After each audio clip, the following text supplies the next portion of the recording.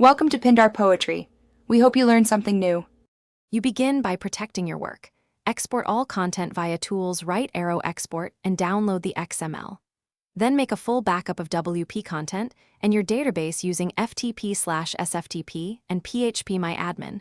This preserves posts, media, and settings. Next, verify you have admin access to WordPress and your hosting control panel plus domain registrar credentials so you can remove domain mapping later. Once done, deactivate non-essential plugins to avoid interference while you delete files and drop the database.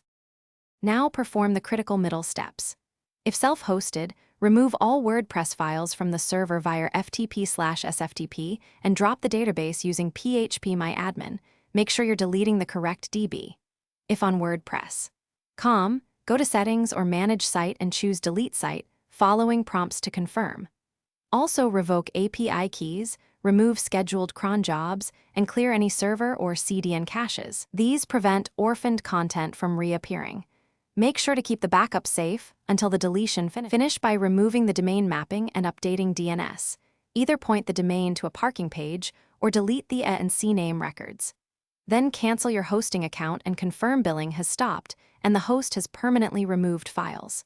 After that, use Google Search Console to request URL removal or wait for search engines to reindex and drop pages.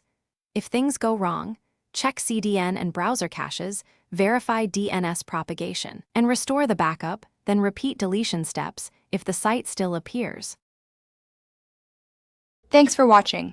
Consider subscribing if we helped you.